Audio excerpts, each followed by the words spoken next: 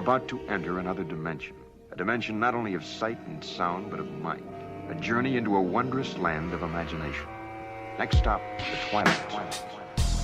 September 18th, 1755. Baby. Does that ring a bell?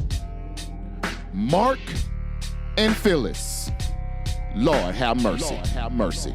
Documented and verified. Both gruesomely executed for Petit treason. Oh yes. I said Petit treason. Suspected of conspiring to murder their slave master.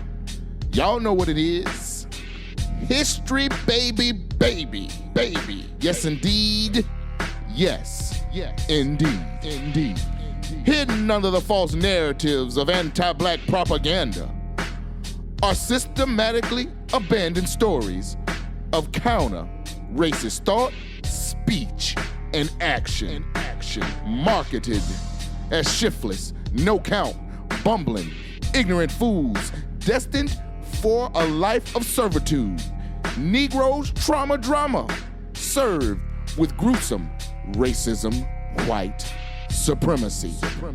Paul Revere casually solidifies the evils of this nation in his very own account of his famous midnight ride. Baby. Our destination is always the same. We're headed for the solar system of less confusion. Coordinates set for 1755. Mark and Phillis, VGQ, hidden martyrs of Massachusetts.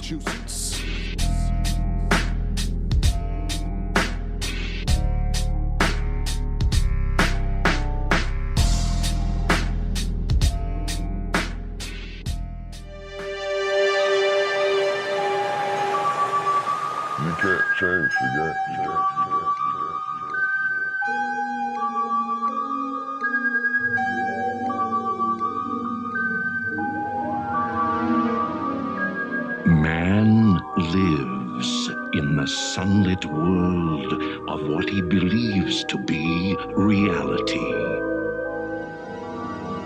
But there is, unseen by most, an underworld, a place that is just as real, but not as brightly lit. A dark side.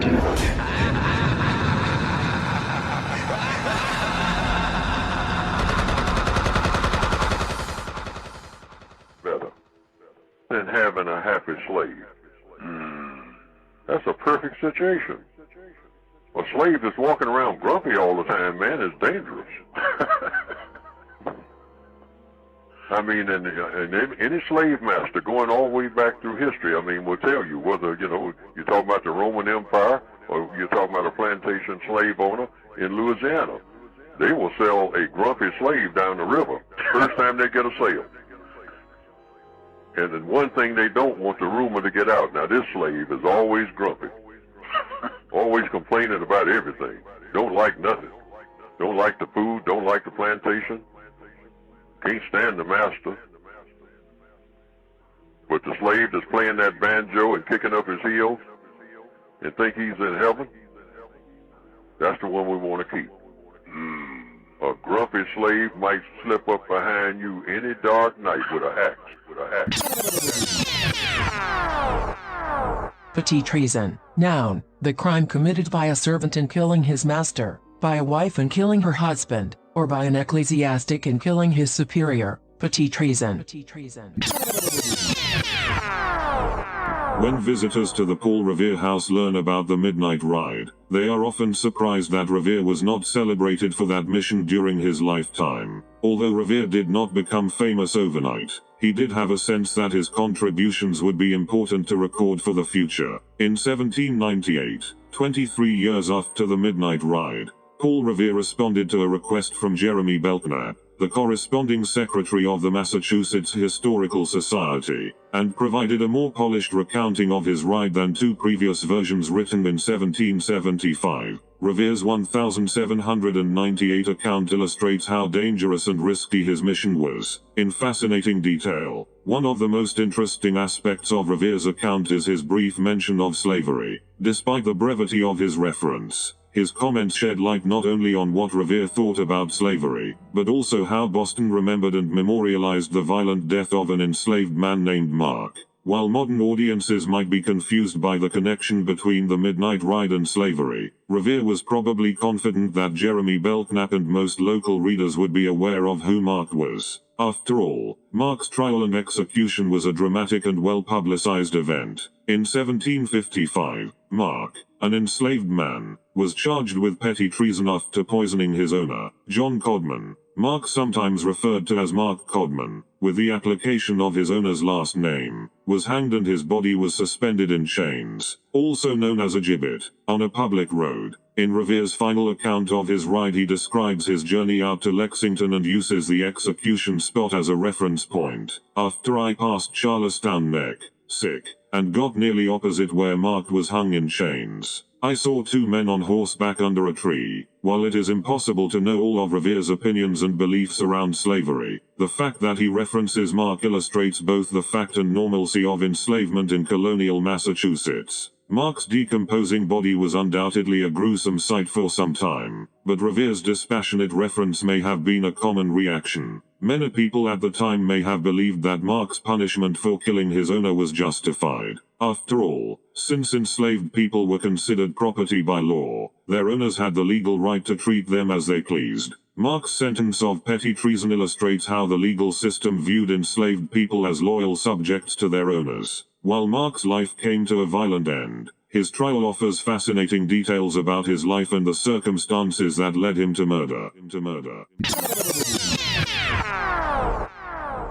And then one thing they don't want the rumor to get out. Now, this slave is always grumpy. Always complaining about everything. Don't like nothing. Don't like the food, don't like the plantation. Can't stand the master. But the slave that's playing that banjo and kicking up his heels and think he's in heaven, that's the one we want to keep. A grumpy slave might slip up behind you any dark night with an axe. Gibbeting. Gruesome execution methods in history. The gibbet was an instrument used to perform public executions. Its usage can be traced back as early as classical antiquity. Gibbeting, also known as hanging in chains, is the method of leaving a body hanging after execution, such as from the gallows or even after the victim was drawn and quartered. However, sometimes the victim was placed in the gibbet alive and left to die. Gibbeting can be seen very early in history, as it is referred to in the Old Testament of the Bible. The construction and style of the gibbet was different depending on the region and period, and usually made by a blacksmith, and were quite expensive. The gibbet itself was a type of gallows with an arm projected from the top, which was used to hang the bodies of criminals, either after an execution or as a form of execution. However, what made gibbeting so different from other forms of hanging was that the criminal was hung using chains and then left until their body had completely decomposed. The body was often left hanging until the victim's clothes had rotted off of their body. A cage was made of iron and often connected to the wooden arm so that the body was preserved for as long as possible. This was to extend the humiliation of the victims as the public viewed their bodies' deterioration and rot.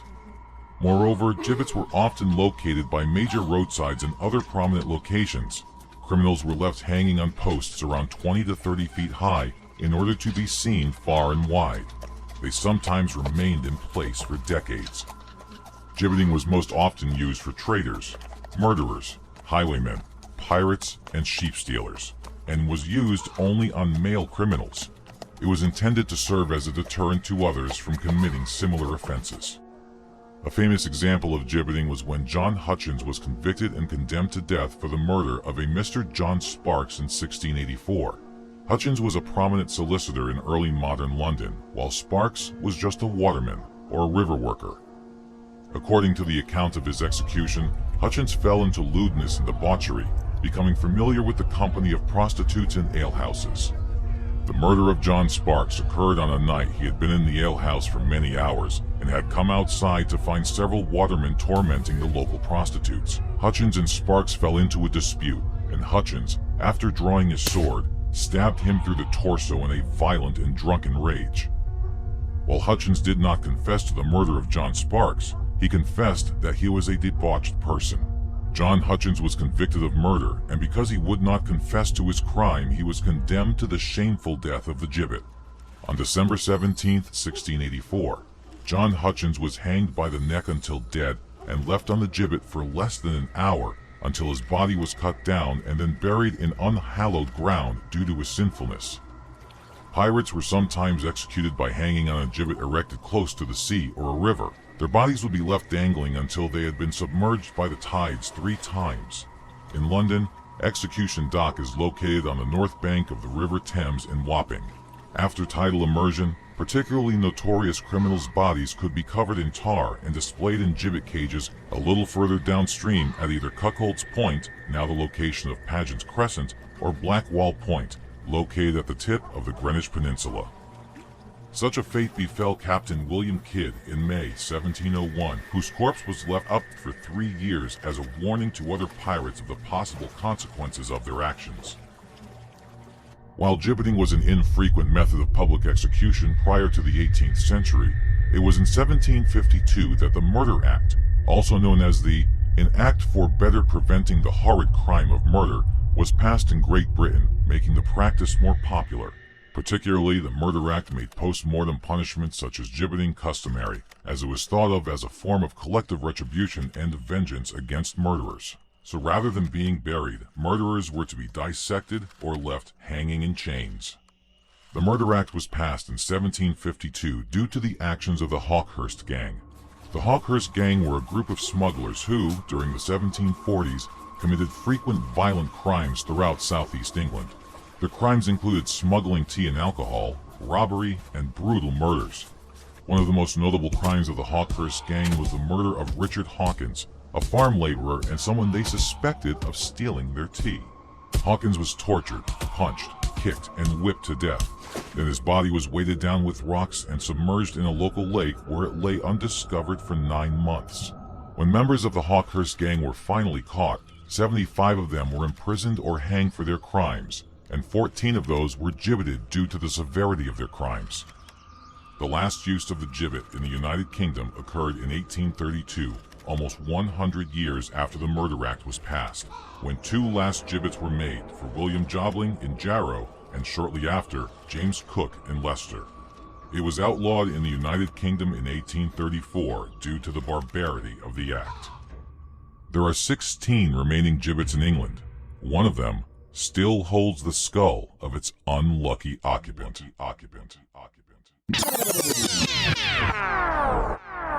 Welcome to Black Gems Unearthed. I'm Jazz, and I'm learning Black history around Massachusetts.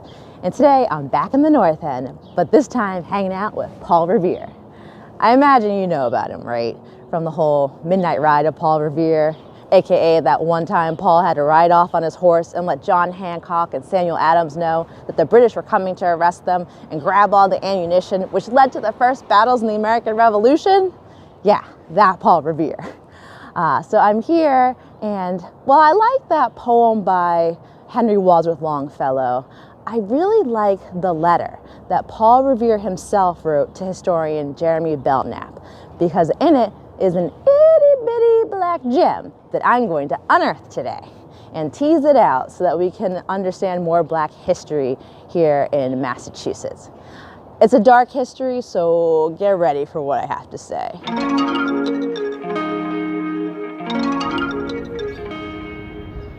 So Paul writes in his letter that he leaves Boston, gets ready to go, puts his boots on, heads over to the Charles River where a couple of guys meet him in a boat. And they row that boat across the river to Charlestown. In Charlestown, a couple of guys know what's going down. They must have seen the lanterns flickering in the church. And so they're ready to meet Paul. They chit-chat for a little bit, and then they give him a horse so that he can go off on his mission.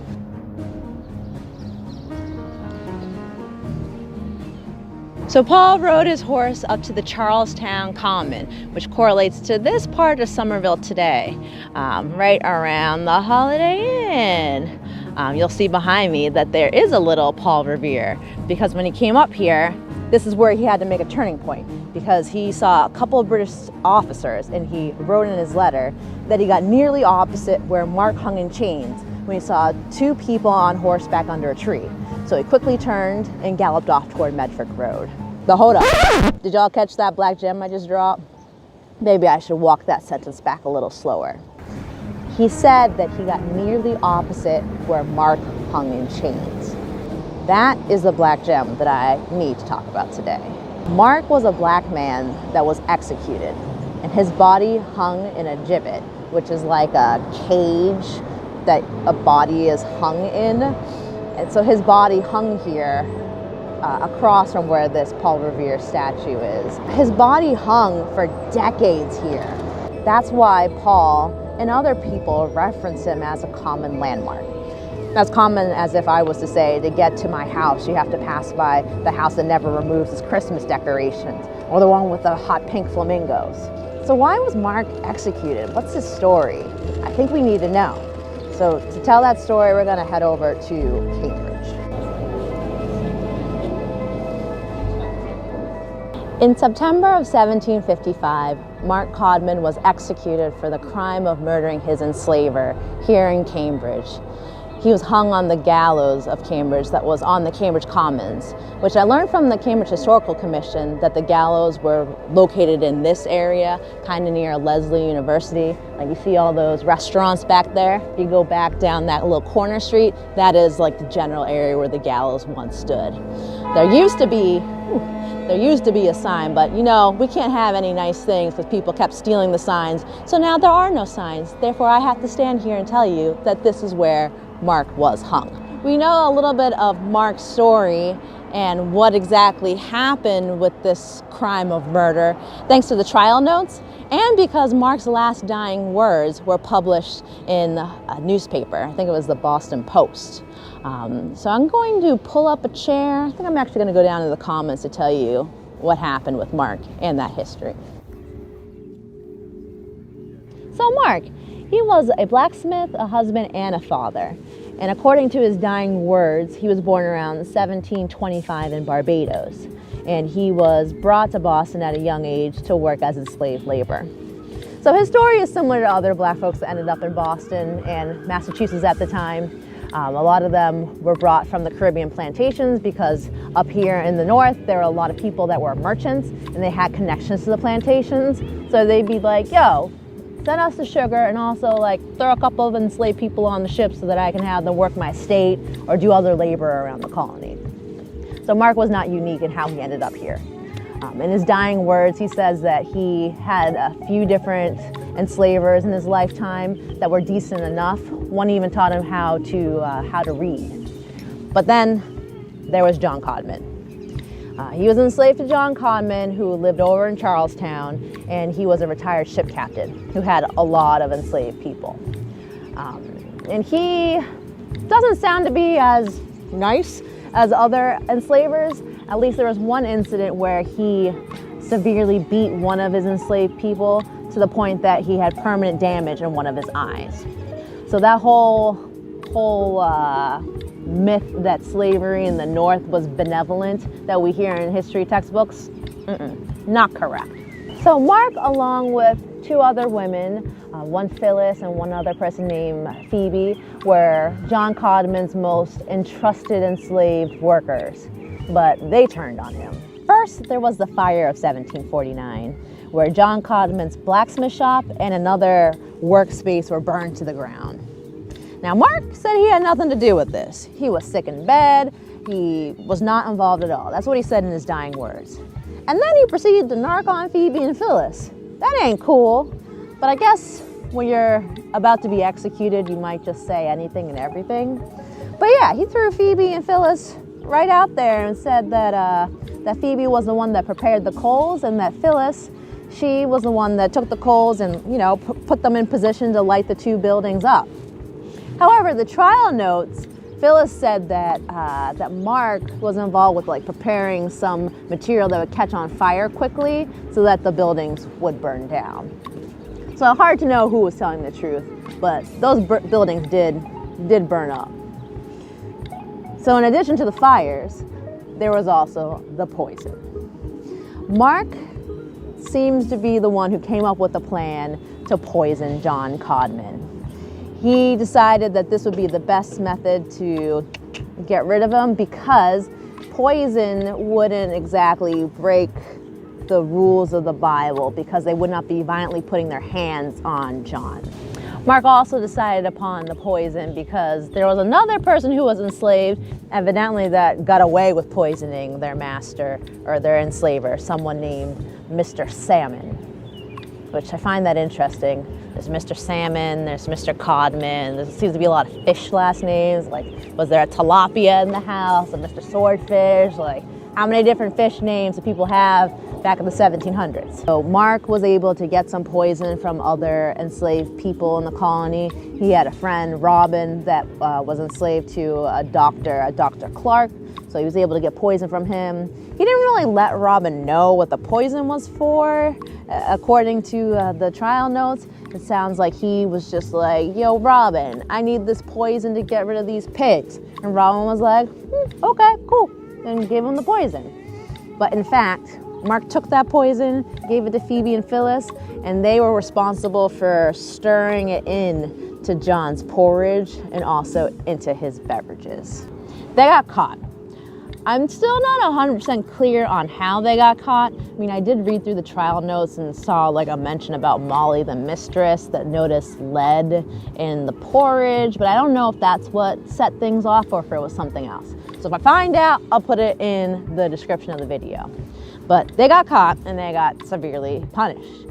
Mark was executed by hanging and his body was tarred, and then he was hung in that gibbet that stood in Charlestown as a warning to other black people that had thoughts about trying to escape their enslavement by murdering their enslaver. And then Phyllis, she also was executed in even more, well, I don't know if I want to say even more, but she was also executed in a gruesome fashion. She was burned at the stake. And then Phoebe, it sounds like she was sent to go work in the Caribbean on a plantation. All three were punished in very harsh ways. And it's just so harsh that Mark was hung for so long. Wasn't executing him enough? And in light of their punishment, I just also wonder like what was going through their minds that they thought that trying to murder their enslaver was better than being enslaved. And I can give you a little bit of insight.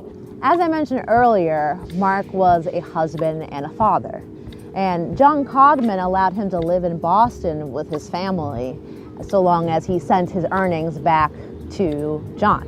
And actually that setup was pretty common, that black people could go live where they preferred so long as they sent their earnings back to their enslaver. But it appears that in 1748, Mark was forced to return to Charlestown and he was not able to live with his wife anymore. And on top of that, John decided to sell Mark's child. So this was very upsetting, I'm sure you could imagine. Mark asked John if he could also sell him off to, I assume, the same enslaver, or just sell him off so that he would be able to return to the city to live with his wife, and John refused. This could have been because of the fee that enslavers had to pay to emancipate their enslaved person. It's unclear what the reason was, but just imagine how upset Mark must have felt that he was separated from his family. And who knows whether or not he ever saw his child again, or if and when he saw his wife. So I imagine being separated from your family, being forced into labor, in addition to being forced to work for someone that had violent tendencies. This is a lot. This is a lot for someone to have to live through. And this could have been what pushed Mark to the extreme of first setting the fire to that house, which he denied doing, and then ending up poisoning his enslaver. Now whenever I think about the midnight ride of Paul Revere, I can't help but think about Mark Codman, whose body hung in that gibbet in the Charlestown Common as the American Revolution began. As the Patriots took up their arms to fight Britain to get their freedom and independence, I think about how Mark fought for his independence by murdering his enslaver and the consequence, and how he hung there in chains as the Patriots fought for their freedom. Just doesn't sit right. It doesn't sit right. The Patriots were far from perfect, and I think it's important to be able to see that, to see how they treated Black people and also how they treated indigenous people in their pursuit of their own country. Whew, that's heavy. I think that's all I got to say. I have my sources in the description of the video, so you can read further and continue to learn about Mark Codman and this history. And I'll add more information as I find it too. For now, I gotta go look for something delicious to eat, because this is a rough topic. Until next time. Until next time.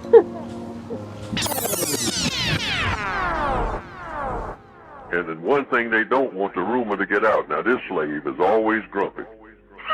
Always complaining about everything. Don't like nothing. Don't like the food. Don't like the plantation. Can't stand the master. But the slave that's playing that banjo and kicking up his heels and think he's in heaven, that's the one we want to keep.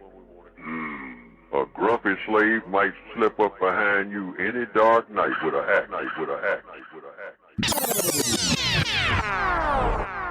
And in light of their punishment, I just also wonder, like, what was going through their minds that they thought that trying to murder their enslaver was better than being enslaved.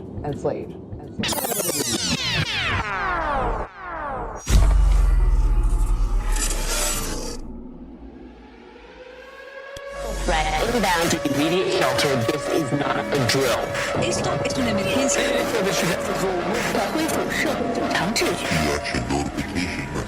This station has interrupted its regular program at the request of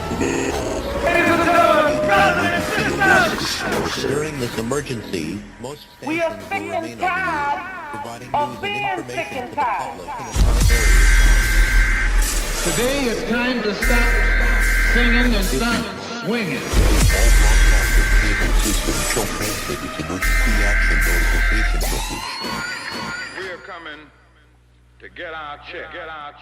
You are now listening to P.A.R. That's People Activity Radio. And I'm your host, John G. Horse. Welcome. You have found your family in a peaceful place. P.A.R. is a family-friendly information distribution program seeking to inform non-white people, in particular, Black classified, and assisting in counter-racist codification. The title of today's episode is Hidden Martyrs of Massachusetts. Yes, indeed.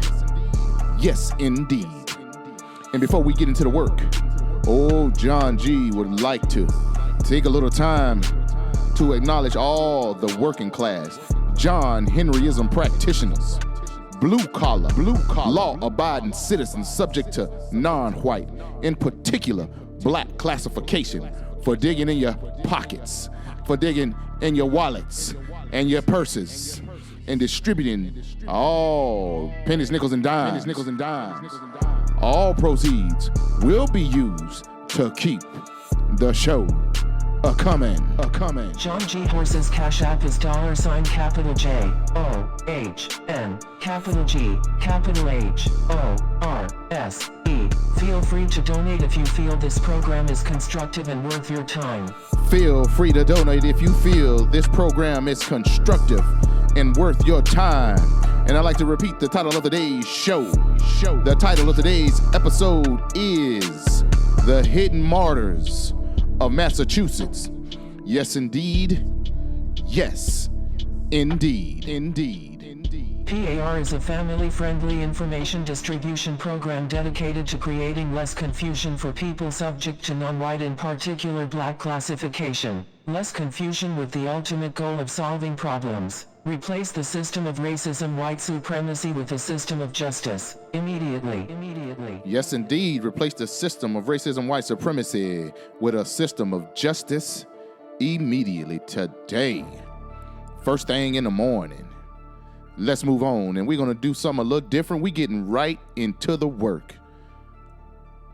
And this comes from an article titled Mark and Phillis, Executions, 1755, found on CelebrateBoston.com, found on CelebrateBoston.com.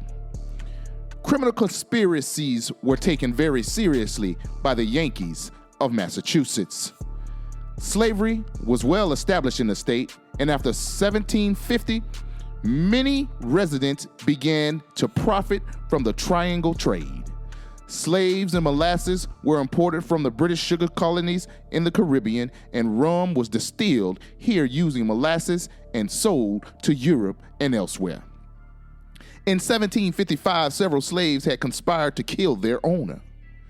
It's lost to history whether the owner had sadistically abused his slaves and prompted a rebellion, or if merely a band of murderers had decided to kill their benevolent head of household.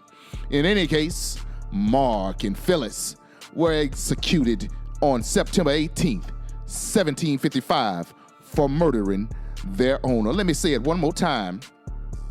In any case, Mark and Phillis, who were subject to black classification and slavery,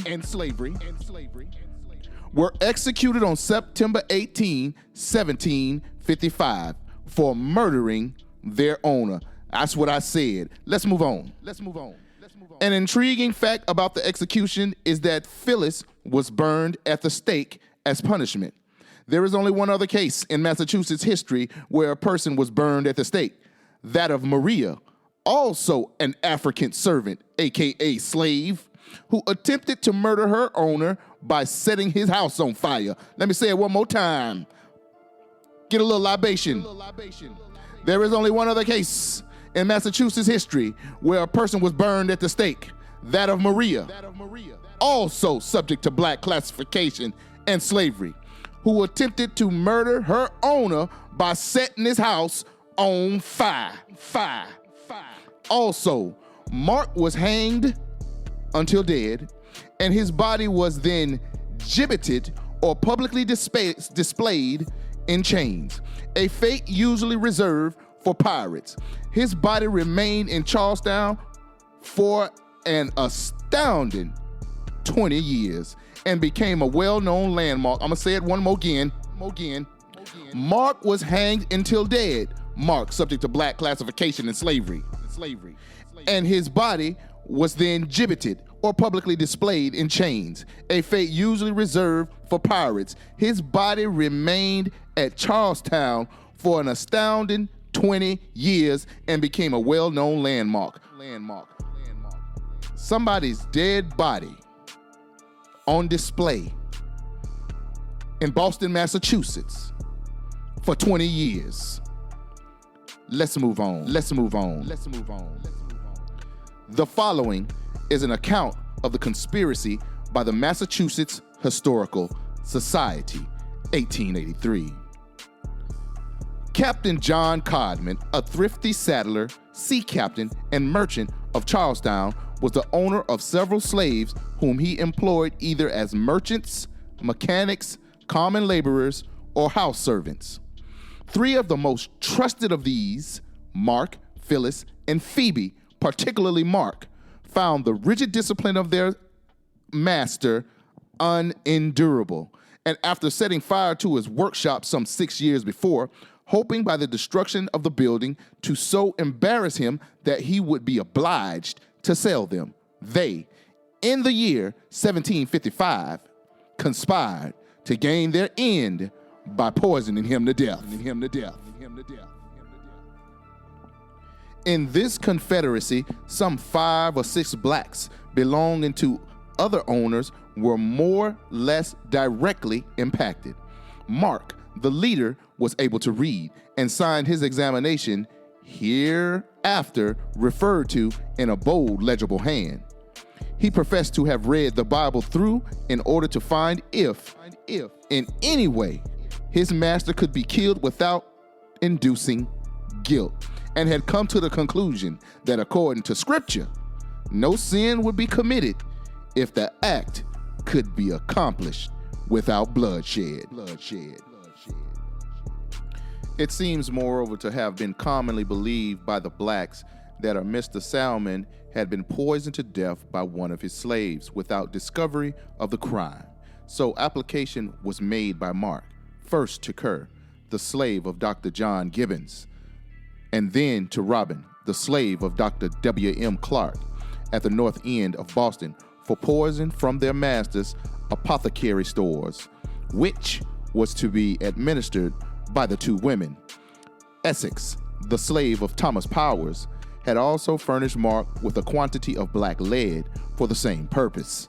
This was unquestionably not the harmless plumbago to which that name is now usually given, but galena or plumbum nigrum, a native sulfuret of lead probably used for a glaze by the potters of Charlestown. Yes, indeed. Yes, indeed. I mean, they took meticulous records of these interrogations that they administered to this so-called conspiracy of black classifieds to kill off this so-called master that was abusive to his slaves. Now, I'm pointing that out because for years, for decades, for centuries, there's been this myth about people subject to non-white, in particular black classification, who sat round like shiftless, bumbling, no-count fools, and took their mistreatment with a smile and a jig being cut to boot. But as you dig through the archives of United States history and abroad, you will find nature taking place. And nature is this: nobody can sit throughout a lifetime and accept mistreatment. You gonna run or you gonna fight. And if you don't do either, you're suffering from PTSD ongoing. Ain't no post-trauma. You're suffering from traumatic syndrome. It's an ongoing thing, day in, day out. You're not in correct mental health. Now, that's either true or it's not true. Let me get back to the text. Let's move on. Kerr declined to have anything to do with the business. But Robin twice obtained and delivered to Mark a quantity of arsenic, of which the women, Phoebe and Phyllis, made a solution which they kept secreted in a vial and from time to time mixed with the water gruel and the sago, which they sometimes gave directly to their victim to eat. Victim. I don't see no victims around here, but I digress. Let me get back to the text. I apologize. And at other times prepared to be innocently administered to him by one of his daughters. They also mixed with the food some of the black lead, which Phyllis seems to have thought was the efficient poison, though it appeared from the testimony that he was killed by the arsenic. The crime was promptly traced home to the conspirators, and on the 2nd day of July, the day after Captain Codman's death, a coroner's jury found that he died from poison feloniously procured and administered by Mark. 10 days later, Quaco, the nominal husband of Phoebe and one of the blacks implicated, who was the servant of Mr. James Dalton of Boston, was examined before William Stoddard, a justice of the peace. And on the same day, Robin was arrested and committed to jail. The examination of Quaco was followed by the examination of Mark and Phyllis later in the month. These last were taken before the Attorney General and Mr. Thaddeus Mason. Mark and Phillis were eventually found guilty of murder and were both sentenced to death for their crime. The September 25, 1755 Boston News Letter describes their execution. Yes, indeed. Liberty or death. Baby. And if that means I get caught, I'm taking you down with me. Baby. There's nothing gratifying about this information, this Negro trauma drama. But I found that this historical tidbit that seems to be glossed over as it pertains to United States history and the experience of black classification, I find it very interesting that under dire circumstances, how innovative, creative, and forth-thinking so-called shiftless, fumbling, bumbling, no-count fools could find themselves to be. Now, nobody should be mistreated, and those who need the most help should get the most constructive help. But in the honor of the ancestors that had to endure this environment, this anti-black situation that we found ourselves subject to domestically and abroad.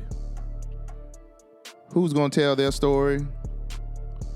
Who's going to add context to why they do what they do? Now, on one hand, George Washington, who was part of the British Empire, wanted to separate away from the British Empire. He and his colonialists, traitors to the British Empire. And when we tell the story about the founding fathers of the United States who turncoated against the country which brought them to the Americas for colonialism, when they traded against them, when they practiced treason against Great Britain, we don't talk about them as traitors. We talk about them as liberators. How do we see Mark and Phillis, those of us who are non-white, subject to black classification in these United States? Well, let me raise my hand in the classroom, fellow non-white black classifieds. I see these individuals as a drop in the bucket. I see these individuals as liberation practitioners. I see these individuals willing to sacrifice it all for what they perceive as self-respect. And I find honor, no matter how minuscule, I find honor in this behavior. Now, I could be in error. Feel free to comment in the comment section below. But I think it's noteworthy to acknowledge the ancestors that did whatever they could do in the compromised situations that they found themselves in to attempt to alleviate their problem. And in this particular case, that old slave master was Mark and Phillis's problem, and they neutralized it. Now, that's either true or it's not true. Let me get back to the text. Mark and Phillis were eventually found guilty of murder and were both sentenced to death for their crime. The September 25, 1955 Boston News Letter describes their execution. Thursday last were executed at Cambridge. Pursuant to their sentences, Mark and Phillis, two Negro slaves belonging to the late Captain John Codman of Charlestown, for poisoning their said master. They were both drawn to the prison to the place of execution, attended by the greatest number of spectators ever known on such an occasion. Where the former was hanged by the neck until dead. After such, the body was gibbeted, and the latter was burned to death. A strange fact about this case is that Mark's body was gibbeted, a punishment usually doled out for pirates at Nick's Mate in Boston Harbor. Gibbeting, or hanging a dead body in chains, was symbolic deterrent to potential criminals and was also considered comforting to the victim's family at the time. Mark's body was chained to a pole after the execution and remained there for 20 years. One more time. Mark's body was chained to a pole after the execution and remained there for 20 years. You understand me? Baby. Paul Revere had stated in his letter about the famous midnight ride in 1775, after I had passed Charlestown Neck and got nearly opposite where Mark hung in chains, I saw the two men on horseback under a tree. I'm gonna repeat Paul Revere's testimony to his midnight ride. One more again. In 1775, Paul Revere had stated in a letter about his famous midnight ride, after I had passed Charleston Neck and got nearly opposite where Mark was hung in chains, I saw two men on horseback under a tree. It seems quite gruesome that Mark's body had become a landmark, like the Boston Stone or Liberty Stump. Doesn't seem quite gruesome if you subscribe to We Are Subject around the globe to a system that is gruesome in application, to a system of non-justice, to a system of mistreatment based on color, to a system that has been proclaimed to be a system to maintain white supremacy, a system of anti-blackness, as Dr. Kamal Cambone calls it, a system of white terror domination. Now, Dr. Kamal Cambone said that, and everybody looks at him like he's crazy. But when you look at history, the gibbeting and burning at the stake of the late, great ancestors subject to non-white, in particular, black classification in Boston, Massachusetts. Mark and Phillis, were they subject to what Professor Kamal Cambone claims exists? Does this look like white terror, domination? Whatever the conclusion, whatever your perception, my goal here is to remove confusion. And I hope I have contributed to less confusion. And always remember, keep learning. Stay codified.